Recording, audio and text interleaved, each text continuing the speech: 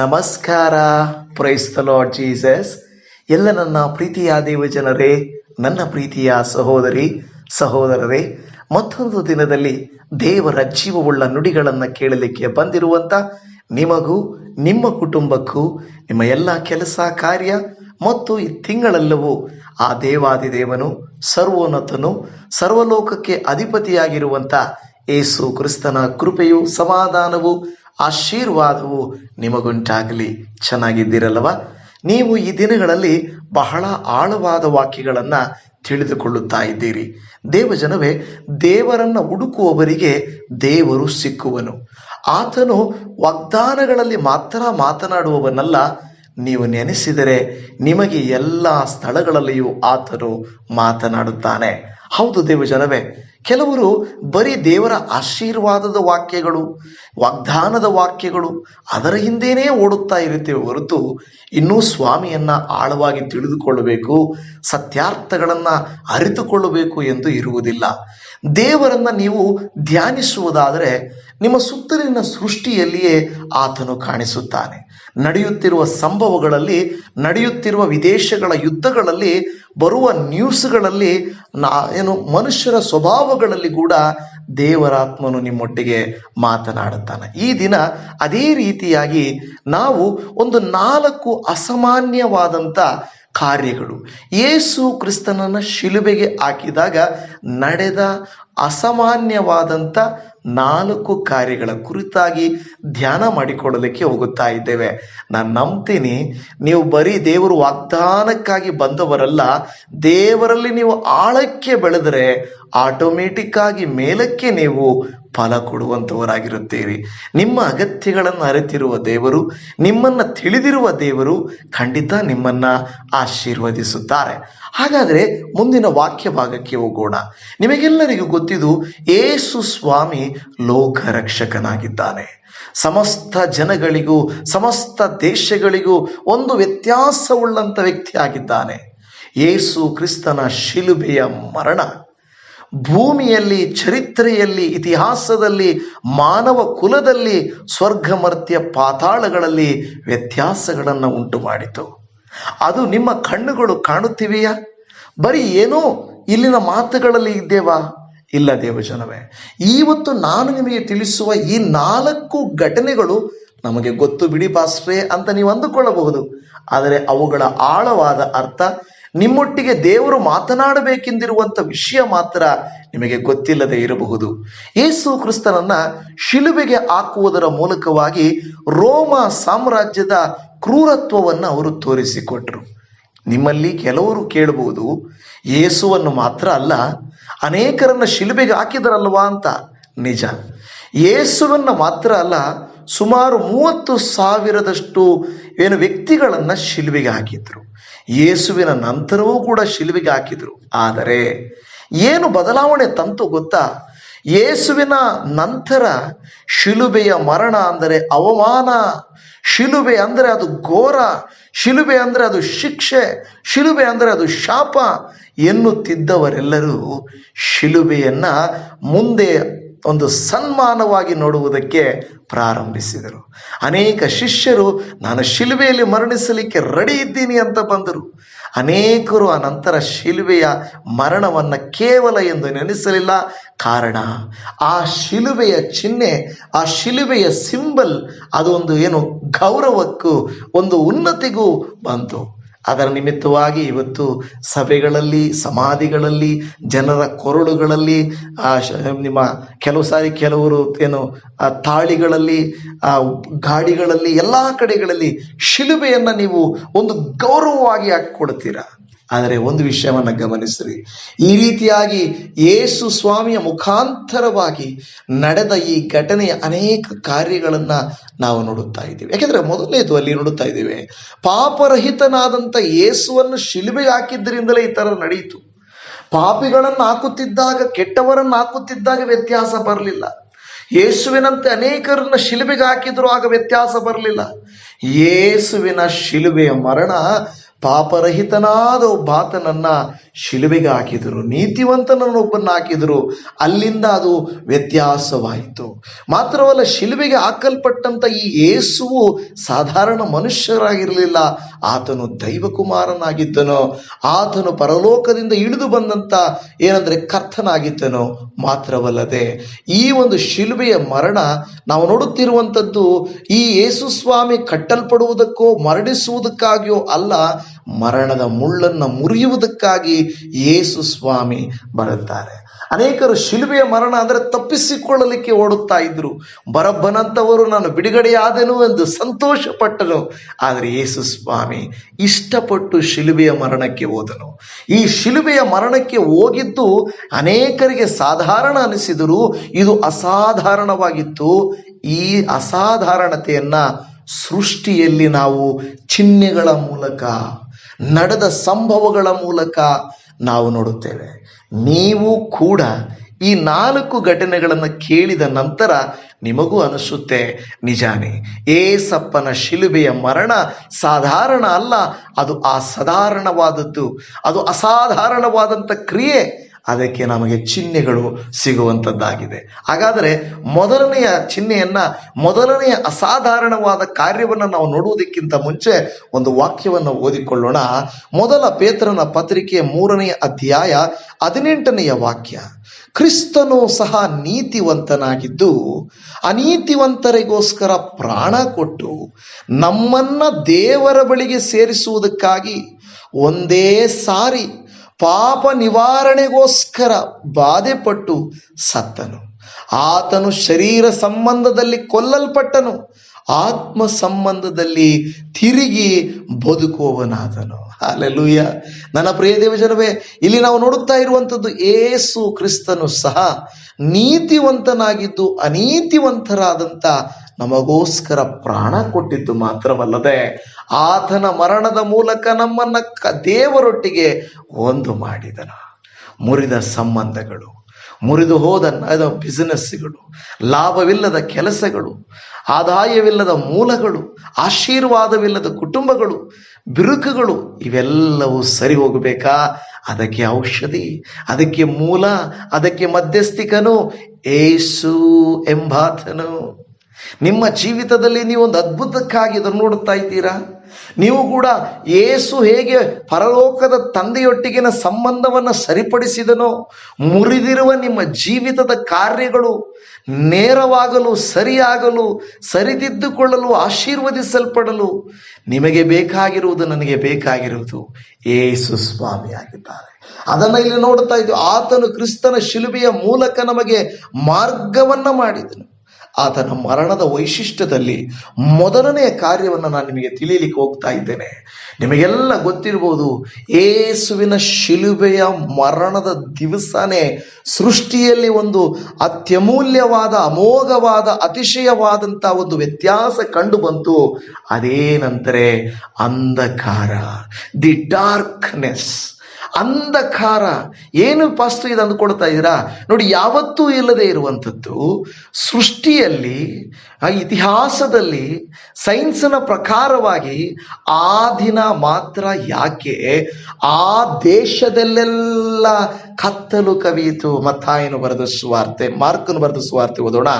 15ನೇ ಅಧ್ಯಾಯ 25ನೇ ವಾಕ್ಯದಲ್ಲಿ ಆತನನ್ನ ಶಿಲುಬೆಗೆ ಹಾಕುವಾಗ ಒತ್ತಾರೆ 9 ಗಂಟೆಯಾಗಿತ್ತು.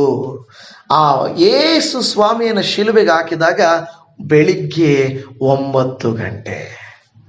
9 ಗಂಟೆ ಆಗುವಾಗ ನಿಮಗೆ ಗೊತ್ತುಂಟು, ಮೋಡಗಳು ಸರಿದು ಬೆಳಗಿನ ಕತ್ತಲೆಯು ತೆರೆದು ಆ ಒಂದು ಬೆಳಕಿನ ಕಿರಣಗಳು ಭೂಮಿಯನ್ನ ತಾಗುವಂಥದ್ದು. ಬೆಳಗ್ಗೆ ಇರುವಾಗ ಸೂರ್ಯನ ಕಿರಣಗಳು ಹೀಗೆ ಬೀಳಬಹುದು, ಮರಗಳಡ್ಡಿ, ಬಿಲ್ಡಿಂಗ್ಗಳಡ್ಡಿ ಎಲ್ಲ ಬರುತ್ತವೆ. ಆದರೆ 9 ಗಂಟೆ ಆಗುವಾಗ ಸೂರ್ಯನ ಬೆಳಕು ಹೀಗೆ ಬೀಳುತ್ತದೆ ಕೆಳಗೆ, ಅಂದರೆ ಎಲ್ಲವೂ ತೋರ್ಪಡುತ್ತದೆ. ಆದರೆ 9 ಗಂಟೆಯಲ್ಲಿ ಪ್ರಾರಂಭವಾಗಿ ಮತ್ತಾಯನು ಬರೆದ ಸುವಾರ್ತೆ 27ನೇ ಅಧ್ಯಾಯ 46ರಲ್ಲಿ ಸುಮಾರು 3 ಗಂಟೆಗೆ ಯೇಸು ಏಲಿ ಏಲಿ ಲಮಾ ಸಬಕ್ತಾನಿ ಸ್ಥಾನೇ ಅಂದರೆ ನನ್ನ ದೇವರೇ ಯಾಕೆ ನನ್ನನ್ನು ಕೈ ಬಿಟ್ಟಿದ್ದಿ ಎಂದು ಮಹಾಧ್ವನಿಯಿಂದ ಕೂಗಿದನು. ನಿಮಗೆಲ್ಲ ಗೊತ್ತಿದೆ, 12ರಿಂದ 3 ಗಂಟೆವರೆಗೂ ಒಂದು ದೇಶದಲ್ಲೆಲ್ಲ 3 ತಾಸು ಕತ್ತಲೆ ಕವಿಯಿತು ಎಂದು ನೋಡುತ್ತಾ ಇದ್ದೇವೆ. ಯೇಸುವಿನ ಮೇಲೆ ಹೊರಿಸಲ್ಪಟ್ಟ ನಿಂದನೆ, ಶಿಲುಬೆಯ ಮರಣ, ಸೃಷ್ಟಿ ಸಹಿಸಲಿಕ್ಕಾಗ್ತಾ ಇರಲಿಲ್ಲ. ಇದಕ್ಕೇನಾದರೂ ಪುರಾವೆಗಳಿದೆಯಾ ಪಾಸ್ಟ್ರೆ ಅಂತ ನೀವು ಕೇಳಬಹುದು. ನಾವು ನೋಡುತ್ತಾ ಇದ್ದೇವೆ, ಹಳೆಯ ಒಡಂಬಡಿಕೆಯಲ್ಲಿ ನಾವು ನೋಡುತ್ತೇವೆ, ದುಷ್ಟರಿಗೆ ದಂಡನೆಗೆ ಸೂಚನೆ ಈ ಒಂದು ಅಂಧಕಾರವಾಗಿತ್ತಂತೆ. ದುಷ್ಟರಿಗೇನಾದ್ರೂ ಏನಾದ್ರು ಅದೇನು ಹೇಳ್ತಾರಲ್ಲ, ಕೆಲವು ಸಾರಿ ನಮ್ಮ ಮೇಲೆ ಏನಾದರೂ ದೇವರಿಗೆ ಕೋಪ, ದೇವರ ಶಿಕ್ಷೆ ಬಂದ್ರೆ ಏನೋ ಒಂದು ಕತ್ತಲು ಕವದಂಗಿದೆ, ಏನೋ ಮೂಡೌಟ್ ಆದಂಗಿದೆ ಅಂತ ಹೇಳ್ತೀವಲ್ವ, ಆ ರೀತಿ ದುಷ್ಟರ ಮೇಲೆ ದಂಡನೆಗೆ ಸೂಚನೆ ಈ ಕತ್ತಲೆಯಾಗಿತ್ತು. ನೋಡಿ, ವಾಕ್ಯದಲ್ಲಿ ಹೇಳುತ್ತದೆ, ವಿಮೋಚನ ಕಾಂಡ ಗ್ರಂಥ 10ನೇ ಅಧ್ಯಾಯ 21-22ನೇ ವಾಕ್ಯದಲ್ಲಿ, ತರುವಾಯ ಯೆಹೋವನು ಮೋಶೆಗೆ, ಆಕಾಶಕ್ಕೆ ನಿನ್ನ ಕೈ ಚಾಚು, ಆಗ ಐಗುಪ್ತ ದೇಶದಲ್ಲೆಲ್ಲ ಕತ್ತಲುಂಟಾಗುವುದು, ಆ ಕತ್ತಲಿನಿಂದ ಜನರು ತಡವರಿಸುತ್ತಾ ನಡೆಯುವರೆಂದು ಹೇಳಿದನು. ಮೋಶೆ ಆಕಾಶಕ್ಕೆ ಕೈ ಚಾಚಿದಾಗ ಐಗುಪ್ತ ದೇಶದಲ್ಲೆಲ್ಲ 3 ದಿವಸ ಕಾರ್ಗತ್ತಲು ಮುಚ್ಚಿಕೊಂಡಿತು. ನೋಡಿದ್ರ? ನೋಡಿ, ಹಳೆ ಒಡಂಬಡಿಕೆಯಲ್ಲಿ ದೇವರು ಮೊದಲೇ ಸೂಚಿಸಿದನು, ಇವರ ಮೇಲೆ ನನ್ನ ಕೋಪ ತೋರಿಸಬೇಕಾದರೆ, ಇವರ ಮೇಲೆ ಶಿಕ್ಷೆ ಬರಬೇಕಾದರೆ, ಇವರ ಮೇಲೆ ಶಾಪ ಬಂದಿದೆ ಅಂದುಕೊಳ್ಳಬೇಕಾದರೆ ಅಲ್ಲಿ ಕತ್ತಲಾಗಬೇಕು. ಅದಕ್ಕೆ ಮೋಶೆ, ನೀನು ಕೈ ಎತ್ತಿ ಆಕಾಶದ ಕಡೆಗೆ ಚಾಚಿ ನೀನೇನು ಮಾಡು, ಎತ್ತು, ಆಗ ಕತ್ತಲು ಕವಿಯಿತು ಅಂದಾಗ 3 ದಿವಸ ಕತ್ತಲು ಕವಿಯುತ್ತೆ ಎಂದು ನೋಡುತ್ತಾ ಇದ್ದೀವಿ. ಅರ್ಥ ಆಯ್ತಾ? ಯಾಕೆ ಯೇಸುವಿನ ಸಂದರ್ಭದಲ್ಲಿ ಕತ್ತಲು ಕವಿಯುತ್ತಂದ್ರೆ, ಸಕಲ ಮಾನವರಾದಂಥ ನಿಮ್ಮ ನನ್ನ ಪಾಪಗಳನ್ನ ದೇವಾದಿ ದೇವನು ತಂದೆ ದೇವರು ಯೇಸುವಿನ ಮೇಲೆ ಹೊರಿಸಿದ ನಿಮಿತ್ತವಾಗಿ, ಆ ಶಿಕ್ಷೆ ಕರ್ತನ ಮೇಲೆ ಬಂದ ನಿಮಿತ್ತವಾಗಿ ಅಲ್ಲಿ ದಂಡನೆಗೆ ಸೂಚನೆಯಾಗಿ, ಶಿಕ್ಷೆಗೆ ಸೂಚನೆಯಾಗಿ, ಶಾಪಕ್ಕೆ ಸೂಚನೆಯಾಗಿ ಅಂಧಕಾರವು ಕವಿಯಿತು. ಅರ್ಥ ಆಗ್ತಾ ಇದೆಯಾ? ನೋಡಿ, ವಾಕ್ಯವನ್ನು ಬೇಕಾದ್ರೆ ಇನ್ನೂ ಸ್ವಲ್ಪ ಚೆನ್ನಾಗಿ ಓದಿ ತಿಳ್ಕೊಳ್ರಿ. ತೀರ್ಪು ನೀಡುವುದಕ್ಕಾಗಿ ದೇವರು, ಶಿಕ್ಷೆ ಕೊಡುವುದಕ್ಕಾಗಿ ದೇವರು ಕತ್ತಲನ್ನುಂಟು ಮಾಡುತ್ತಿದ್ದನು ಎಂದು ದೇವರ ವಾಕ್ಯ ಹೇಳುತ್ತಾ ಇದೆ. ವಿಮೋಚನ ಕಾಂಡ 11:5 ನೀವು ಓದಿದರೆ, ಆಗ ಸಿಂಹಾಸನದ ಮೇಲೆ ಕೂತಿರುವ ಫರೋಹನ ಚೊಚ್ಚಲು ಮಗನು ಮೊದಲುಗೊಂಡು ಬೀಸುವ ಕಲ್ಲಿನ ಹಿಂದೆ ಕೂತಿರುವ ದಾಸಿಯ ಚೊಚ್ಚಲು ಮಗವರೆಗೂ ಐಗುಪ್ತ ದೇಶದಲ್ಲಿ ಚೊಚ್ಚಲು ಮಕ್ಕಳೆಲ್ಲರೂ ಸಾಯುವರು, ಪಶುಗಳಲ್ಲಿಯೂ ಚೊಚ್ಚಲುಗಳಲ್ಲಿ ಸಾಯುವು. ನೋಡಿ, ಶಿಕ್ಷೆ ಬರುವಾಗ, ಶಾಪ ಬರುವಾಗ, ದೇವರ ಕೋಪ ಬರುವಾಗ ಅಲ್ಲಿ ಕತ್ತಲುಂಟಾಗ್ತಾ ಇತ್ತು, ಅಲ್ಲಿ ಮರಣವು ಸಂಭವಿಸಿತು. ಚೊಚ್ಚಲತನದಲ್ಲಿರುವಂಥವರು ಸತ್ತರು. ಇವತ್ತು ಒಬ್ಬರು ಸಾಯ್ಬೇಕಾಗಿತ್ತು. ಆ ಸಾವು ಯಾರದು? ಯೇಸುವಿನದು. ಆ ಸಾವು ಯಾಕೆ?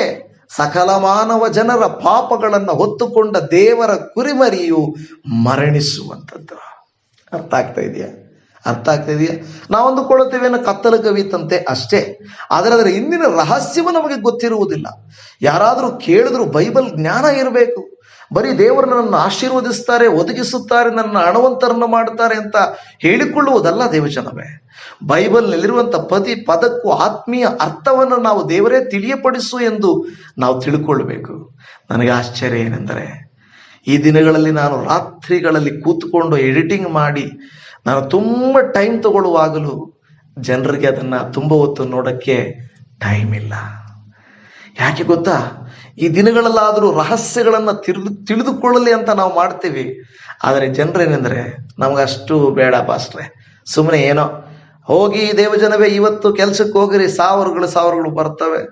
ನೀವು ಇವತ್ತು ಈ ತಿಂಗಳಲ್ಲೇ ನಿಮ್ಗೆ ಅದ್ಭುತ ನಡೀತದ ನೋಡ್ರಿ, ಈಗೋ ಈ ತಿಂಗಳಲ್ಲಿ ನಿಮಗೆ ಹಂಗೆ ನಡೀತದ ನೋಡ್ರಿ ಅಂತ ಹೇಳಿದ್ರೆ, ದೇವರು ಪಾಸ್ಟರ್ ಮೂಲಕ ಮಾತಾಡಿದ್ದಾರೆ. ಅದೆಲ್ಲ ಮುಖ್ಯ. ನೀವು ದೇವರನ್ನ ಸನ್ಮಾನಿಸಿ ಘನಪಡಿಸಿದರೆ ದೇವರು ನಿಮ್ಮ ಅಗತ್ಯಗಳನ್ನ ಆಟೋಮೆಟಿಕ್ ಆಗಿ ಪೂರೈಸ್ತಾನೆ. ಸುಮ್ಮನೆ ದೇವರೇ ನೀನು ಕೊಡು ಅಂತ ಕೇಳ್ಕೊಳ್ತಾ ಇದ್ರೆ, ಕರ್ತನು ಸ್ವಾಮಿ ಎನ್ನುವರೆಲ್ಲ ನನ್ನ ಮಕ್ಕಳು ಅಲ್ಲ, ನನಗೆ ಬೇಕಾದವರು ಅಲ್ಲ ಅಂದ್ಬಿಡುತ್ತಾರೆ. ನಾವು ದೇವರನ್ನ ಕೊಡೋಕ್ಕೋಸ್ಕರ ಬೇಡಕ್ಕೋಸ್ಕರ ಸ್ವಾಮಿ ಅನ್ನಬಾರ್ದು. ಸ್ವಾಮಿಯ ರಹಸ್ಯಗಳನ್ನ ಅರಿತವರು ನಾವಾಗಿರ್ಬೇಕು. ನೋಡಿ, ಅಂಧಕಾರಕ್ಕೆ ಇಷ್ಟು ಅರ್ಥ ಇದೆ. ಆಗಿನ ಕಾಲದಲ್ಲಿ ಅಂಧಕಾರವನ್ನ ದೇವರು ಬರಮಾಡುತ್ತಾ ಇದ್ರು. ಯಾಕೆಂದ್ರೆ ದೇವರ ಕೋಪ, ಶಾಪ, ಶಿಕ್ಷೆಯನ್ನ ತೋರಿಸ್ತಾ ಇತ್ತು. ಅದೇ ಅಂಧಕಾರ ಯೇಸುವಿನ ಮೇಲೆ ಬಂದಿತು. ಇಬ್ರಿಯರಿಗೆ ಬರೆದ ಪತ್ರಿಕೆಯಲ್ಲಿ 2ನೇ ಅಧ್ಯಾಯ 14-15 ಇದಲ್ಲದೆ ಮಕ್ಕಳು ರಕ್ತ ಮಾಂಸಗಳಾಗಿರುವುದರಿಂದ ಆತನು ಅವರಂತೆಯೇ ಆದನು ತನ್ನ ಮರಣದಿಂದಲೇ ಮರಣಾಧಿಕಾರಿಯನ್ನು, ಅಂದರೆ ಸೈತಾನನನ್ನ ಅಡಗಿಸಿ ಬಿಡುವುದಕ್ಕೂ ಮರಣ ಭಯದ ದೆಸೆಯಿಂದ ತಮ್ಮ ಜೀವಮಾನದಲ್ಲೆಲ್ಲ ದಾಸತ್ವದೊಳಗಿದ್ದವರನ್ನ ಬಿಡಿಸುವುದಕ್ಕೂ ಅವರಂತೆ ರಕ್ತ ಮಾಂಸಧಾರಿ ಆದನು ಎಂದು ನಾವು ನೋಡುತ್ತಾ ಇದ್ದೇವೆ. ಹಾಲೆಲೂಯ. ಕರ್ತನಾಮಕ್ಕೆ ಸ್ತೋತ್ರ. ಪ್ರಿಯ ದೇವಜನವೇ, ಮಾತ್ರವಲ್ಲದೆ ನಾನು ಬೇಗ ಹೋಗ್ತೇನೆ. ಗಲಾತ್ಯ 3:14 ವಾಕ್ಯ ಹೇಳುತ್ತದೆ, ಕ್ರಿಸ್ತನು ನಮ್ಮ ನಿಮಿತ್ತ ಶಾಪವಾಗಿ ಧರ್ಮಶಾಸ್ತ್ರದಲ್ಲಿ ಹೇಳಿರುವ ಶಾಪದೊಳಗಿಂದ ನಮ್ಮನ್ನ ಬಿಡಿಸಿದನು. ಮರಕ್ಕೆ ತೂಗು ಹಾಕಲ್ಪಟ್ಟ ಪ್ರತಿಯೊಬ್ಬನು ಶಾಪಗ್ರಸ್ತನು ಎಂದು ಶಾಸ್ತ್ರದಲ್ಲಿ ಬರೆದದೆಯಲ್ಲ. ಅರ್ಥ ಆಗ್ತಾ ಇದೆಯಾ? ನೋಡಿ, ಅಂಧಕಾರ ಬರುವುದಕ್ಕೆ ಕಾರಣ ಒಂದು ಕನೆಕ್ಷನ್ ಸೃಷ್ಟಿಗೆ ಅರ್ಥವಾಯಿತು. ಸಕಲ ಮಾನವರ ಪಾಪಗಳನ್ನ ಈ ನೀತಿವಂತನು ಪರಿಶುದ್ಧನಾದವನ ಮೇಲೆ ಹೊರಿಸಲ್ಪಟ್ಟಾಗ ಅದೇನು ಹೇಳ್ತದೆ, ಎಲ್ಲ ಆತನ ಮೇಲೆ ಬಂದು ಒದಗುವಾಗ ಆ ಸೃಷ್ಟಿ ಅದನ್ನ ಕಂಡುಕೊಳ್ತು. ಕೆಲವು ಸಾರಿ ಹೇಳ್ತಾರಲ್ವಾ, ನಾಯಿಗಳು ಬೊಗಳ್ತಾವ ಅಂದ್ರೆ ಅವುಗಳ ಕಣ್ಣುಗಳು ಶಾರ್ಪು ಅಲ್ವಾ. ಇದು ಸೃಷ್ಟಿಗೆ ಗೊತ್ತಾಯಿತು ಇದಾಗ್ತಾ ಇದೆ ಅಂತ ಈ ತರ ಹೇಳ್ತಾರೆ. ಸೃಷ್ಟಿಗೆ ಗೊತ್ತು ದೇವರ ಕೃತ್ಯಗಳು. ನಾವು ಕೆಲವು ಸಾರಿ ಅರ್ಥ ಮಾಡಿಕೊಳ್ಳಲ್ಲ ಸೃಷ್ಟಿಯನ್ನ. ಇಲ್ಲಿ ಹೇಳ್ತದೆ ಮೊದಲ ಪೇತ್ರ 2:24 ನಾವು ಪಾಪದ ಪಾಲಿಗೆ ಸತ್ತು ನೀತಿವಂತರಾಗಿ ಜೀವಿಸುವಂತೆ ಆತನು ನಮ್ಮ ಪಾಪಗಳನ್ನು ತಾನೇ ತನ್ನ ದೇಹದಲ್ಲಿ ಹೊತ್ತುಕೊಂಡು ಮರಣದ ಕಂಬವನ್ನು ಏರಿದನು. ಆತನ ಬಾಸುಂಡೆಗಳಿಂದ ನಿಮಗೆ ಗುಣವಾಯಿತು. ಆತ ನಮಗಾಗಿ ಏರಿದನು ಎಂದು ಹೇಳುತ್ತಾ ಇದೆ. ಅರ್ಥವಾಯ್ತಾ? ಈ ವಾಕ್ಯಗಳೆಲ್ಲ ನಾನು ಯಾಕೆ ಹೇಳ್ತಾ ಇದ್ದೇನೆ ಅಂದ್ರೆ, ಆ ಪಾಪಗಳೆಲ್ಲ ಯೇಸುವಿನ ಮೇಲೆ ಹೊರಿಸಲ್ಪಟ್ಟವು ಎಂದು ದೇವರ ವಾಕ್ಯ ಹೇಳುತ್ತಾ ಇದೆ. 2 ಕೊರಿಂಥ 5:21 ನಾವು ಆತನಲ್ಲಿ ದೇವರಿಗೆ ಸಮರ್ಪಕರಾದ ನೀತಿ ಸ್ವರೂಪಗಳಾಗುವಂತೆ ದೇವರು ಪಾಪ ಜ್ಞಾನವಿಲ್ಲದ ಆತನನ್ನು ನಮಗೋಸ್ಕರ ಪಾಪ ಸ್ವರೂಪಿಯಾಗ ಮಾಡಿದನು. ಈಗ ಇಷ್ಟು ವಾಕ್ಯಗಳು ನಿಮಗೆ ಸಾಕಲ್ವಾ? ಯಾಕೆ ಅಲ್ಲಿ ಕತ್ತಲು ಕವಿಯಿತು ಅನ್ನೋದಕ್ಕೆ ವಿಮೋಚನ ಕಾಂಡ ಗ್ರಂಥದಿಂದಲೂ, ಗಲಾತ್ಯ, ಕೊರಿಂಥ, ಪೇತ್ರ, ಇಬ್ರಿಯ ಈ ಪತ್ರಿಕೆಗಳಲ್ಲಿ ನಮ್ಮೆಲ್ಲರ ಪಾಪಗಳನ್ನು ಯೇಸುವಿನ ಮೇಲೆ ದೇವರು ಹೊರಿಸಿದನು. ಅದಕ್ಕೆ ದೇವರು ಶಿಕ್ಷೆ ಕೊಡುವುದರ ಸೂಚನೆಯಾಗಿ ಸೃಷ್ಟಿಯಲ್ಲಿ ಈ ಕಾರ್ಯವನ್ನ ಮಾಡಿದನು. ಅರ್ಥ ಆಯ್ತಾ? ಮೊದಲನೇ ಕಾರ್ಯ ಅಂಧಕಾರ ಕವಿಯಿತು ಅಂತ ಹೇಳಿದ್ರೆ, ಡಾರ್ಕ್ನೆಸ್ ಕವರ್ಡ್ ಆಯಿತು ಅಂತ ಹೇಳಿದ್ರೆ ಅದರ ಅರ್ಥ ಮನುಷ್ಯರ ಪಾಪಗಳು ಯೇಸುವಿನ ಮೇಲೆ ಹೊರಿಸಲ್ಪಟ್ಟಿತು. ಇದು ಸೃಷ್ಟಿಗೆ ಅರ್ಥವಾಯಿತು. ನಿಮಗೆ ಅರ್ಥ ಆಯ್ತಾ? ಎರಡನೇದಕ್ಕೆ ಹೋಗೋಣ ಪ್ರಿಯಜನ. ಎರಡನೇದು ಏನಂದ್ರೆ ಅಲ್ಲಿ ಹೇಳ್ತದೆ, ದೇವಾಲಯದ ತೆರೆಯು ಅದೇನಾಯ್ತಾರೆ ವಿಭಾಗವಾಯಿತು. ಆಮೇಲೆ ಇದೇನು ಉಪಸ್ಥ ಇದೆಂತ ಪರಿಹಾಸ, ಏನೋ ಗಾಳಿಗೋ ಏನೋ ಅಲ್ಲಿ ಪರಿಸ್ಥಿತಿ ಹಂಗಿತ್ತು, ಗಾಳಿ ಬೀಸಿರಬೇಕು. ಎಲ್ಲಿ? ದೇವಾಲಯದ ಒಳಗಡೆನಾ? ದೇವಾಲಯದ ಒಳಗಡೆ, ನಾನು ಹೇಳ್ತದ ಆಚೆಗಡೆಲ್ಲ. ನಿಮಗೆ ಗೊತ್ತಿರಬೇಕು, ಈ ದೇವಾಲಯದ ಒಳಗೆ ಈ ಒಂದು ತೆರೆಯೇನಾದರೂ ಅರಿದು ಹೋಗಬೇಕಾದ್ರೆ 4 ಆನೆಗಳ ಬಲವಷ್ಟು ಉಪಯೋಗಿಸ್ಬೇಕಾಗಿತ್ತಂತೆ. ಆ ತೆರೆ ಅರಿಯೋದಿಕ್ಕೆ 4 ಆನೆಗಳ ಬಲ ಬೇಕಾಗಿತ್ತು ಅಂತ ಹೇಳ್ತಾರೆ. ಸುಲಭವಾಗಿ ಅರಿದು ಹೋಗುವಂಥದ್ದಲ್ಲ. ದೇವಾಲಯದಲ್ಲಿ ಅದನ್ನು ಸ್ಪೆಷಲ್ ಆಗಿ ಮಾಡಿಸಿದ್ದಾರೆ. ಕಾರಣ ಏನು ಗೊತ್ತಾ? ಆ ದೇವಾಲಯದಲ್ಲಿ ಸಾಮಾನ್ಯ, ಪರಿಶುದ್ಧ, ಅತೀ ಪರಿಶುದ್ಧ ಸ್ಥಳ ಇತ್ತು. ಸಾಮಾನ್ಯರು ಅಲ್ಲೇ ಇರಬೇಕಾಯ್ತು ದೇವಾಲಯ ಹೊರಗಡೆ. ಇನ್ನು ಯೂದರು ಮಾತ್ರನೇ ಒಳಗಡೆ ಬರಬೇಕಾಗಿತ್ತು. ಅದರಲ್ಲಿ ಯಾಜಕರು ಮುಂದೆ ಬರಬೇಕಾಗಿತ್ತು. ಆದರೆ ಯಾಜಕರು ಅಲ್ಲ, ಪ್ರಧಾನ ಯಾಜಕರು ವರ್ಷಕ್ಕೊಂದು ಸಾರಿ ಮಾತ್ರನೇ ಒಬ್ಬರು ಆ ಮಹಾಪರಿಶುದ್ಧ ಸ್ಥಳಕ್ಕೆ ಹೋಗ್ಬೇಕಾಗಿತ್ತು. ಒಳಗೆ ಹೋಗ್ಬೇಕಾಗಿದ್ರು ಅದಕ್ಕೆ ಹಗ್ಗ ಕಟ್ಟಿ ಅವ್ರನ್ನ ಒಳಗೆ ಬಿಡ್ತಾ ಇದ್ರು. ಬರಲಿಲ್ಲ ಅಂದ್ರೆ ಶವನಾದ್ರೂ ಹೇಳ್ಕೊಳ್ಳೋದಕ್ಕೋಸ್ಕರ. ಅಂದ್ರೆ ಆ ದೇವಾಲಯದಲ್ಲಿ ಒಳಗಡೆ ಹೋಗಕ್ಕೆ ಚಾನ್ಸೇ ಇಲ್ಲ. ಈಗ ದೇವರ ವಾಕ್ಯ ಹೇಳುತ್ತಾ ಇದೆ ಏನಂದ್ರೆ, ಮತ್ತಾಯನು ಬರೆದ ಸುವಾರ್ತೆ 27ನೇ ಅಧ್ಯಾಯದ 51ನೇ ವಾಕ್ಯದಲ್ಲಿ, ಆಗ ಇಗೋ ದೇವಾಲಯದ ತೆರೆಯು ಮೇಲಿಂದ ಕೆಳಗಿನವರೆಗೂ ಹರಿದು 2 ಭಾಗವಾಯಿತು. ದೇವಾಲಯ ಅನ್ನುವಂಥದ್ದು ದೇವರ ಪ್ರತ್ಯಕ್ಷತೆ, ಪ್ರಸನ್ನತೆ, ದೇವರು ಮಾತನಾಡುವ, ದೇವರು ಪ್ರೇರೇಪಿಸುವ ಸ್ಥಳ. ಆದರೆ ಆ ಸ್ಥಳದಲ್ಲಿ ಎಲ್ಲರಿಗೂ ಅವಕಾಶವಿರಲಿಲ್ಲ. ಆದರೆ ಈಗ ಯೇಸುವಿನ ಮರಣದ ಮೂಲಕವಾಗಿ ಈ ಒಂದು ಅಡ್ಡ ಗೋಡೆಯು ನೀಗಿಸಲ್ಪಟ್ಟಿದೆ. ಒಂದು ಕತ್ತಲಾಗಿದ್ದು ಮಾತ್ರ ಅಲ್ಲ, ಯೇಸುವಿನ ಮರಣವು ಸಂಭವಿಸಿದಾಗ ದೇವಾದಿ ದೇವನ ಮಧ್ಯೆ ಇದ್ದ ತೊಡಕು ಅಡ್ಡಿಯನ್ನು ಯೇಸುವು ಹರಿದು ಅದನ್ನು ವಿಭಾಗಿಸಿ ಸಾಮಾನ್ಯ ಜನರು ಕೂಡ ಪರಿಶುದ್ಧನಾದ ದೇವರ ಬಳಿಗೆ ಹೋಗುವಂತೆ ನಮ್ಮನ್ನ ಯಾಜಕರನ್ನಾಗಿ ಆರಿಸಿಕೊಂಡನು. ದೇವರು ವಾಕ್ಯ ಹೇಳುತ್ತಲ್ಲ, ನಮ್ಮನ್ನ ದೇವರು ಯಾಜಕರನ್ನಾಗಿ ಅಧಿಕಾರಿಗಳನ್ನಾಗಿ ಆರಿಸಿಕೊಂಡನು ಎಂಬುದು ದೇವರ ವಾಕ್ಯ ಹೇಳುತ್ತಾ ಇದೆ. ಅದನ್ನು ನೋಡ್ತಾ ಇದ್ದೇವೆ. ಎಫೆಸ ಪತ್ರಿಕೆ 2ನೇ ಅಧ್ಯಾಯ 14ನೇ ವಚನದಲ್ಲಿ, ನಿಮ್ಮನ್ನು ನಮ್ಮನ್ನು ಒಂದು ಮಾಡಿದವನಾದ ಆತನೇ ನಮಗೆ ಸಮಾಧಾನ ಕರ್ತೃವಾಗಿದ್ದಾನೆ. ಆತನು ತನ್ನ ಶರೀರವನ್ನು ಸಮರ್ಪಿಸಿದ್ದರಲ್ಲಿ ವಿಧಿರೂಪವಾದ ಆಜ್ಞೆಗಳುಳ್ಳ ಧರ್ಮಶಾಸ್ತ್ರವನ್ನು ತೆಗೆದುಹಾಕಿ ಇದ್ದ ದ್ವೇಷವನ್ನು ಮುಗಿಸಿ ನಮ್ಮನ್ನು ಅಗಲಿಸಿದ ಅಡ್ಡಗೋಡೆಯನ್ನ ಕೆಡವಿ ಹಾಕಿದನು. ನಮ್ಮನ್ನು ದೇವರನ್ನು ಅಗಲಿಸಿದ ಅಡ್ಡಗೋಡೆ, ಇಲ್ಲವೇ ಈ ತೆರೆ, ಇಲ್ಲವೇ ಈ ಮಹಾಪರಿಶುದ್ಧ, ಇಲ್ಲವೇ ಕೆಲವರಿಗೆ ಮಾತ್ರ, ಇವರು ಯೂದರು ಅವರು ಅನ್ಯರು, ಇವರು ದೇವರ ಮಕ್ಕಳು ಅವರು ಅನ್ಯರು, ಬಿಲೀವರ್ಸು ಅನ್ಬಿಲೀವರ್ಸು, ಇದು ಅಲ್ಲ.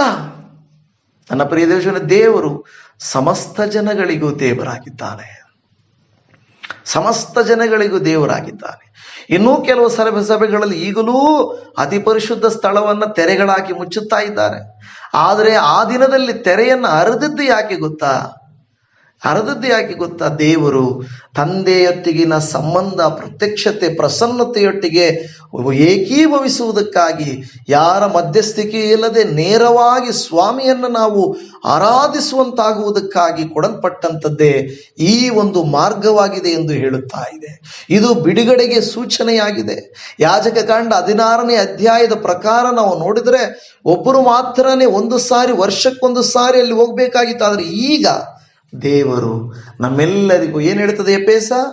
ನಮ್ಮನ್ನು ಅಗಲಿಸಿದ ಅಡ್ಡಗೋಡೆಯನ್ನ ಕೆಡವಿ ಹಾಕಿದನು. ನೋಡಿ, ಈ ದಿನಗಳಲ್ಲಿ ನಾವು ಇದೆಲ್ಲವನ್ನ ಅರ್ಥ ಮಾಡಿಕೊಳ್ಳಬೇಕು. ಯೇಸು ಸ್ವಾಮಿ ನಮಗಾಗಿ ಮಾಡಿದ ಕೃತ್ಯ ಏನಪ್ಪಾ ಅಂತ ಸುಮ್ಮನೆ ನಾವು ಧ್ಯಾನ ಮಾಡಿ ಏನೋ ಎಲ್ಲರೂ ಮಾಡ್ತಾರೆ ಅನ್ನೋದು ಇದೆಲ್ಲ ಆಳವಾಗಿ ವಾಕ್ಯಗಳನ್ನು ಅರ್ಥ ಮಾಡಿಕೊಳ್ಳಬೇಕು ದೇವಜನವೇ. ನಿಮಗಿನ್ನೂ ಒಂದು ವೇಳೆ ವಾಗ್ದಾನ ನನಗೆ ಬೇಕು ಫಸ್ಟ್ ಹೊಸ ತಿಂಗಳಿಗೆ ಅಂದರೆ ಲೈಫ್ ಸ್ಟೈಲ್ ಚಾನಲ್ ಅಲ್ಲಿ ನಂದೊಂದು ವಿಡಿಯೋ ಹಾಕಿರ್ತೇನೆ. ಅದನ್ನ ನಾನು ಇಲ್ಲಿ ಶೇರ್ ಮಾಡ್ತೇನೆ, ನಾನು ವಾಟ್ಸಪ್ ಸ್ಟೇಟಸ್ ಅಲ್ಲಿ ಹಾಕಿರ್ತೇನೆ. ಒಂದು ವಾಕ್ಯ ನಮಗೆ ಬೇಕು ಪಾಸ್ಟರ್ ಏನೋ ಸಮಾಧಾನಕ್ಕೋಸ್ಕರ ಅಂದ್ರೆ ಅದನ್ನು ಕೂಡ ಕೊಡ್ತೀನಿ. ಆದರೆ ಈ ವಿಡಿಯೋನ ಕೊನೆವರೆಗೂ ನೋಡಬೇಕು, ಅನೇಕರಿಗೆ ನೀವು ಶೇರ್ ಮಾಡಬೇಕು. ಯಾಕೆ ಅಲ್ಲಿ ಕತ್ತಲು ಕವಿಯಿತು, ಯಾಕೆ ಅಲ್ಲಿ ದೇವಾಲಯದ ತೆರೆ ಹರಿಯಿತು, ನಿಮಗೂ ನನಗೂ ಗೊತ್ತಿರಬೇಕಲ್ವಾ ದೇವಜನವೇ? ಅದು ಅಡ್ಡಗೋಡೆಯನ್ನ ನೀಗಿಸುವಂಥದ್ದಾಗಿದೆ ಎಂಬುದನ್ನು ನಾವು ಅರ್ಥ ಮಾಡಿಕೊಳ್ಳುತ್ತೇವೆ.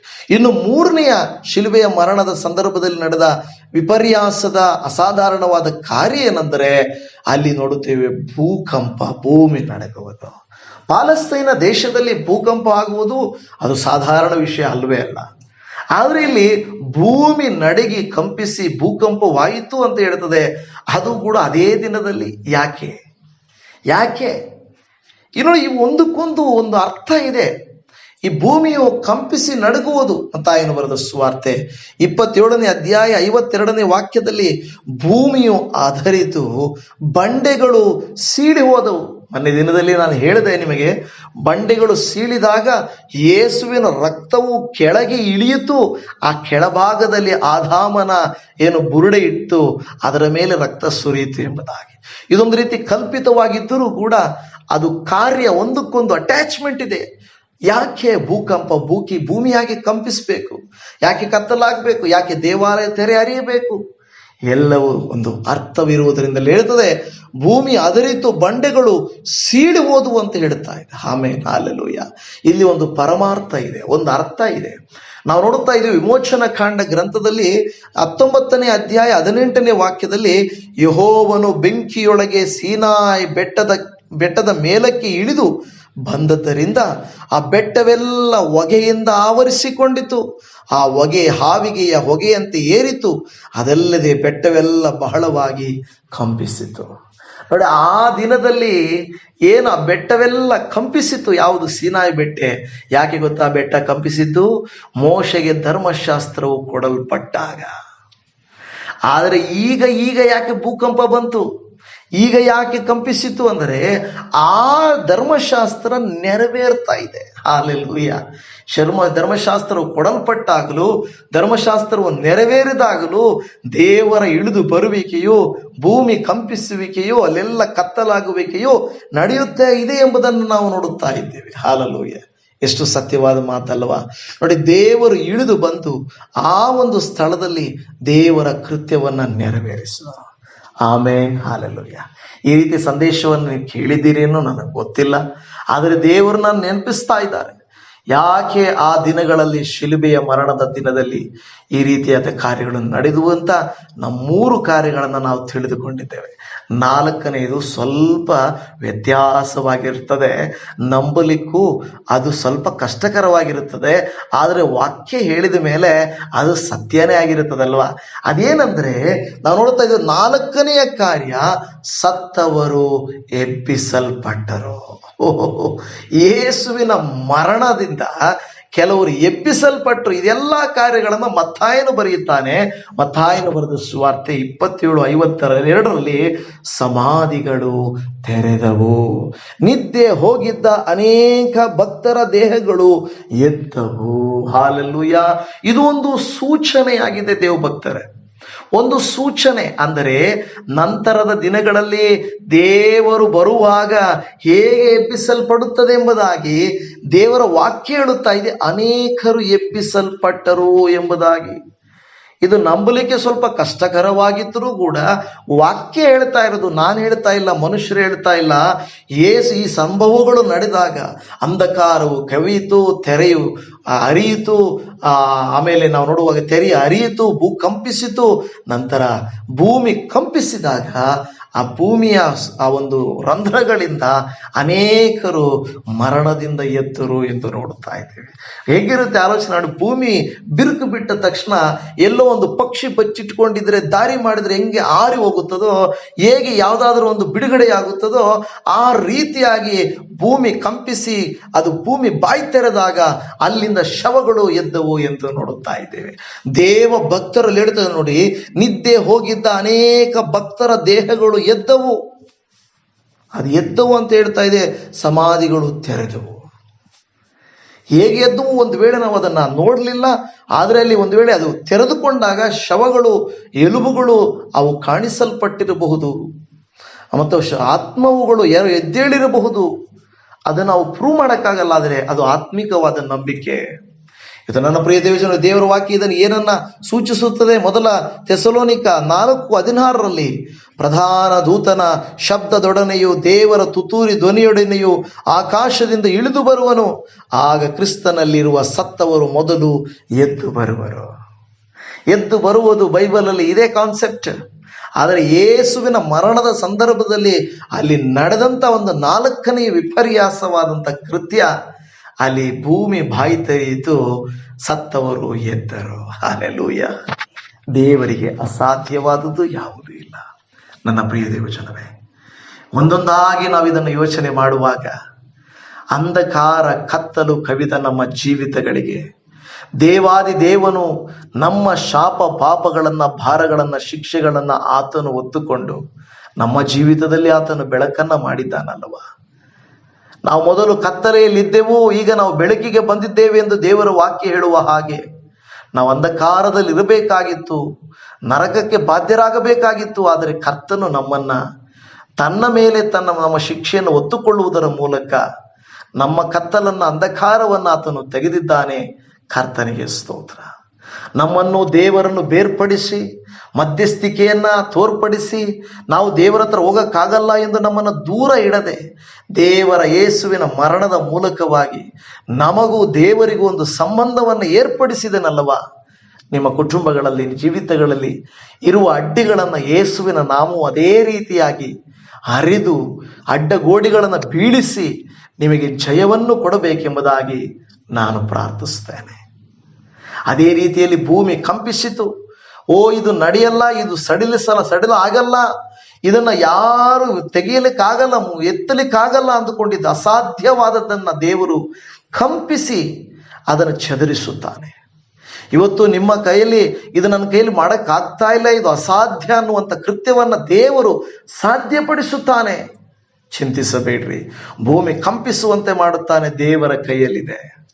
ಶಾಸ್ತ್ರವನ್ನ ನೆರವೇರಿಸುವುದಕ್ಕಾಗಿ ದೇವರು ಭೂಮಿ ಕಂಪಿಸಿದನು. ನಿನಗೆ ಕೊಟ್ಟ ವಾಗ್ದಾನಗಳನ್ನು ನೆರವೇರಿಸುವುದಕ್ಕಾಗಿ ದೇವರು ಭೂಮಿಯನ್ನು ಕೂಡ ನಿನಗೋಸ್ಕರ ಕಂಪಿಸಬಲ್ಲನು. ನಂಬುತ್ತೀರಲ್ವ? ಕರ್ತನು ಅಸಾಧಾರಣವಾದವನು. ನಮ್ಮ ನಂಬಿಕೆ ಸಾಧಾರಣವಾದದ್ದಲ್ಲ, ಅಸಾಧಾರಣವಾದದ್ದು. ಅಸಾಧ್ಯಗಳನ್ನು ನಂಬುವಂಥದ್ದು, ಕಣ್ಣಿಗೆ ಕಾಣದೇ ಇರುವಂಥದ್ದು, ಲೋಕಕ್ಕೆ ತಿಳಿಯದೇ ಇರುವಂಥದ್ದು, ಮನುಷ್ಯನು ಗ್ರಹಿಸಲಾಗದೇ ಇರುವಂಥ ಕಾರ್ಯಗಳನ್ನು ದೇವರ ಆತ್ಮ ನಮಗೆ ತಿಳಿಯಪಡಿಸುತ್ತಾನೆ. ಕೊನೆಯದಾಗಿ ನಮ್ಮನ್ನಾತನು ಎಬ್ಬಿಸುತ್ತಾನೆ. ನಮ್ಮನ್ನಾತನು ಖಂಡಿತ ಎಬ್ಬಿಸುತ್ತಾನೆ. ಕರ್ತನು ತಾನೇ ನಿಮ್ಮ ನನ್ನ ಜೀವಿತಗಳೆಲ್ಲ ಆ ರೀತಿಯಾಗಿ ಮಾಡಲಿ. ಆ ದೇವಾದಿ ದೇವನ ಕೃಪೆಯು ಅನುಗ್ರಹಗಳು ನಿಮ್ಮ ಮೇಲೆ ಬರಲಿ. ಈ 4 ಸೃಷ್ಟಿಯಲ್ಲಿ ನಡೆದಂಥ ಈ ಕಾರ್ಯಗಳು ಅಸಾಧ್ಯವಾದ ಅಸಾಧಾರಣವಾದ ಕೃತ್ಯಗಳು, ಒಂದು ಅರ್ಥಗಳನ್ನು ನಾವು ತಿಳಿದುಕೊಂಡಿದ್ದೇವೆ. ಕರ್ತನು ನಿಮ್ಮನ್ನು ಆಶೀರ್ವದಿಸಲಿ. ಪ್ರಾರ್ಥನೆ ಮಾಡಿಕೊಳ್ಳೋಣ. ಪರಮ ತಂದೆಯಾದ ದೇವರೇ, ನಿನ್ನ ಪರಿಶುದ್ಧವಾದ ಕರುಣೆಯ ಕರಕ್ಕೆ ನಮ್ಮನ್ನು ಒಪ್ಪಿಸಿಕೊಡುತ್ತಾ ಇದ್ದೇವೆ. ಅಸಾಧ್ಯವಾದ ಕೃತ್ಯಗಳನ್ನು ಸಾಧ್ಯ ಮಾಡುವ ಆತನೇ ನಿನಗೆ ಸ್ತೋತ್ರ. ಮಹಿಮೆಯ ಕರ್ತನೇ ನಿನಗೆ ಸ್ತೋತ್ರ. ಅಪ್ಪ, ನೀನು ನಮಗಾಗಿ ಮಾಡಿದ ಅದ್ಭುತ ಕೃತ್ಯಕ್ಕಾಗಿ ಸ್ತೋತ್ರ. ಸೃಷ್ಟಿಯು ಅರ್ಥ ಮಾಡಿಕೊಂಡಿತು, ಸೃಷ್ಟಿಯು ಅಪಕರ್ತನೆ ತೋರ್ಪಡಿಸುವುದು. ಸೂರ್ಯ ಚಂದ್ರ ನಕ್ಷತ್ರಗಳಲ್ಲಿ ವ್ಯತ್ಯಾಸವಾಗಿ ಕತ್ತಲಾಯಿತು. ಮಾತ್ರವಲ್ಲದೆ ದೇವಾಲಯ ಮನುಷ್ಯರು ಕಟ್ಟಿದ ಕಾರ್ಯಗಳಲ್ಲಿ, ಅಡ್ಡಿಗಳಲ್ಲಿ, ತೊಂದರೆಗಳಲ್ಲಿ ಬಿಡುಗಡೆಯನ್ನು ಕೊಟ್ಟು ವಿಭಾಗವನ್ನು ಮಾಡಿದೆ. ಭೂಮಿಯು ಬಾಯಿ ತೆರೆಯಿತು ಸ್ವಾಮಿ ದೇವರೇ. ಅದೇ ರೀತಿಯಲ್ಲಿ ಅಪ್ಪ, ಶ್ರದ್ಧೆ ಅಸಾಧ್ಯವಾದ ಶವಗಳು ಎಬ್ಬಿಸಲ್ಪಟ್ಟವು, ದೇವ ಭಕ್ತರುಗಳು ಎಬ್ಬಿಸಲ್ಪಟ್ಟರು. ನೀವು ಈ ರೀತಿಯಾಗಿ ಸೃಷ್ಟಿಯಲ್ಲಿ ಶಿಲುಬೆಯ ಮರಣದ ಸಂದರ್ಭದಲ್ಲಿ ನಡೆದ ಈ ಕಾರ್ಯಗಳು ನಮ್ಮನ್ನು ಆಶ್ಚರ್ಯಗೊಳಪಡಿಸಿದರು. ನೀನು ಇದಕ್ಕಿಂತ ದೊಡ್ಡ ಕಾರ್ಯಗಳನ್ನು ಮಾಡಲಿಕ್ಕೆ ಶಕ್ತನಾದ ದೇವರು. ನಾವು ಆರಾಧಿಸುವವರು ಕಲ್ಲು ಮಣ್ಣು ಗಿಡ ಮರ ಪ್ರಾಣಿ ಪಕ್ಷಿಗಳು ಅಲ್ಲ, ಸಮಸ್ತವನ್ನು ಉಂಟು ಮಾಡಿದ ಸೃಷ್ಟಿಕರ್ತನಾದಂಥ ನಿಮ್ಮನ್ನು ಕರ್ತನೆ, ನೀವು ಮಾಡಿದ ಉಪಕಾರಕ್ಕಾಗಿ ವಂದನೆ ಸ್ತೋತ್ರ. ಈ ವಾಕ್ಯವನ್ನು ಕೇಳಿ ಅಪ್ಪ, ನನ್ನ ಜೀವಿತದಲ್ಲಿಯೂ ಕೂಡ ನೀನು ಅಸಾಧ್ಯವಾದ ಕೃತ್ಯಗಳನ್ನು ಮಾಡಪ್ಪ. ಇದನ್ನೆಲ್ಲ ಮಾಡಲು ಶಕ್ತನಾಗಿರುವಂಥ ನೀವು ನನ್ನ ಜೀವಿತವನ್ನು ಮಾರ್ಪಡಿಸಲಾರಿರ. ಖಂಡಿತವಾಗಿ ನೀವು ಮಾರ್ಪಡಿಸುತ್ತೀರಿ, ನನ್ನ ಜೀವಿತವನ್ನು ಮಾರ್ಪಡಿಸುತ್ತೀರಿ, ನನಗೆ ಸಹಾಯ ಮಾಡುತ್ತೀರಿ. ಭೂಮಿಯನ್ನು ಕಂಪಿಸುವಂತೆ ಮಾಡುವವರು, ಸೂರ್ಯಚಂದ್ರ ನಕ್ಷತ್ರಗಳು ಕತ್ತಲಾಗುವಂತೆ ಮಾಡಲಿಕ್ಕೆ ಶಕ್ತರು. ತಡೆಗಳನ್ನು ನೀಗಿಸಿ ಅಡ್ಡಗೋಡೆಗಳನ್ನು ಬೀಳಿಸಿ ಅಪ್ಪಾಜಿ ಕರ್ತನ ದೇವಾಲಯದ ತೆರೆಯನ್ನ ಹರಿದಂಥ ದೇವರು ನೀನು ಸ್ತೋತ್ರ. ಭಕ್ತರುಗಳ ಜೀವಿತಗಳನ್ನು ಎಬ್ಬಿಸಿದಾತ ನಿನಗೆ ಸ್ತೋತ್ರ. ಭೂಮಿ ಬಾಯಿ ತೆರೆಯುವಂತೆ ಮಾಡಿದ ದೇವರೇ ನಿನಗೆ ಸ್ತೋತ್ರ. ಯೇಸುವಿನ ನಾಮದಲ್ಲಿ ಇವತ್ತು ಯಾರೆಲ್ಲ ಇಲ್ಲಿ ಬಂದು ಇದುವರೆಗೂ ವಾಕ್ಯಗಳನ್ನು ಆಲಿಸಿ ಕರ್ತನೇ ಅವರನ್ನು ಒಪ್ಪಿಸಿ ಕೊಡುತ್ತಿದ್ದಾರೋ, ಅವರ ಅಗತ್ಯಗಳನ್ನು ಪೂರೈಸಿ ಸಮಾಧಾನ ಕೊಟ್ಟು ವಾಕ್ಯಗಳನ್ನು ಅರ್ಥದ್ದಕ್ಕಾಗಿ ಸಂತೋಷಿಸುತ್ತಾ ಇನ್ನಷ್ಟು ನಾನು ನಿಮ್ಮ ಬಗ್ಗೆ ತಿಳ್ಕೊಳ್ಬೇಕಪ್ಪ ಅನ್ನುವಂಥ ಮನಸ್ಸನ್ನು ಇವರಿಗೆ ದಯಪಾಲಿಸಿಕೊಡ್ರಿ. ಅಬ್ಬಾ, ಪ್ರತಿನಿತ್ಯ ವಾಕ್ಯಗಳನ್ನು ಸಿದ್ಧ ಮಾಡಿ ಅಬ್ಬಾ ದೇವರೇ ಕರ್ತನ ಎಡಿಟಿಂಗ್ ಮಾಡಿ ಕೊಡುವಂಥ ಕೃಪೆಯನ್ನು ಕೊಟ್ಟಿದ್ದಿ. ಸೇವೆಯನ್ನು ಅನುಗ್ರಹಿಸಪ್ಪ, ಅಗತ್ಯಗಳನ್ನು ಪೂರೈಸು. ಸೇರಿ ಬಂದಿರುವಂಥ ಪ್ರತಿ ದೇವ ಮಕ್ಕಳನ್ನು ಆಶೀರ್ವದಿಸು ಸ್ವಾಮಿ. ನಿನ್ನ ಮಹಿಮೆಯನ್ನು ಅವರು ಕಾಣುವಂತೆ ಮಾಡು, ನಿನ್ನ ನಾಮ ಘನವಾಗುವಂತೆ ಮಾಡು ಸ್ವಾಮಿ. ನೀನೇ ತಾನೇ ಇವರ ಸಂಗಡ ಇದ್ದು ಇವರನ್ನು, ಇವರ ಕುಟುಂಬವನ್ನು, ಇವರ ಸಂಬಂಧಪಟ್ಟ ಕಾರ್ಯಗಳನ್ನು, ಇವರು ಮಾಡಿದ ಪ್ರಾರ್ಥನೆಗಳನ್ನು, ಇವರು ಮಾಡುತ್ತಿರುವ ಉಪವಾಸ ಬೇಡಿಕೆಗಳನ್ನು ಮನ್ನಿಸಿ ಉತ್ತರಗಳನ್ನು ಕೊಟ್ಟು ಜಯವನ್ನು ಕೊಟ್ಟು ದೊಡ್ಡ ಅದ್ಭುತ ಕೃತ್ಯಗಳನ್ನು ಅವರ ಜೀವಿತದಲ್ಲಿ ಮಾಡಬೇಕಾಗಿ ನಮ್ಮ ಕರ್ತನ ರಕ್ಷಕನ ಒಡೆಯನು ಕ್ರಿಸ್ತನಾಗಿರುವಂಥ ನಜರೇತಿನ ಯೇಸು ಕ್ರಿಸ್ತನ ಪ್ರೀತಿಯುಳ್ಳ ಮಧುರವಾದ ನಾಮದಲ್ಲಿ ಪ್ರಾರ್ಥಿಸುತ್ತೇವೆ ಪರಮ ತಂದೆಯೇ. ಆಮೇನ್, ಆಮೇನ್, ಆಮೇನ್. ನನ್ನ ಪ್ರಿಯ ದೇವಜನವೇ, ಈ ವಾಕ್ಯವು ಆಶೀರ್ವಾದಕರವಾಗಿಯೂ ಅರ್ಥಭರಿತವಾಗಿಯೂ ಆಳವಾದಂಥ ವಿವರಗಳನ್ನು ಒಳಗೊಂಡಿತ್ತು ಎಂದು ನಾನು ನಂಬುತ್ತಾ ಇದ್ದೇನೆ. ನಿಮಗಿಷ್ಟವಾದರೆ ದಯಮಾಡಿ ಇದನ್ನು ಅನೇಕರಿಗೆ ನೀವು ಶೇರ್ ಮಾಡಿಕೊಳ್ಳಿ. ನಿಮಗೆ ಬೇಕಾದಾಗ ಮತ್ತೆ ಮತ್ತೆ ವಿಡಿಯೋನ ನೋಡ್ರಿ ಅಂತ ನಾನು ಬೇಡಿಕೊಡುತ್ತೀನಿ. ಸೇವೆಗಾಗಿ ಪ್ರಾರ್ಥಿಸಿರಿ, ನಮಗಾಗಿ ಪ್ರಾರ್ಥಿಸಿರಿ, ನಾವು ನಿಮಗಾಗಿ ಪ್ರಾರ್ಥಿಸ್ತೇವೆ. ನಿಮಗೇನಾದರೂ ವಾಗ್ದಾನದ ವಾಕ್ಯ ಬೇಕಂದ್ರೆ, ಒಂದು ಆಶೀರ್ವಾದದ ಸಮಾಧಾನದ ವಾಕ್ಯಕ್ಕಾಗಿ ರಮೇಶ್ ಜಿ ಲೈಫ್ ಸ್ಟೈಲ್ ಚಾನಲ್ಗೆ ಹೋಗ್ರಿ, ಅಲ್ಲಿ ನೋಡ್ರಿ. ಶಲೋಮ್, praise the Lord Jesus. Thank you. Amen.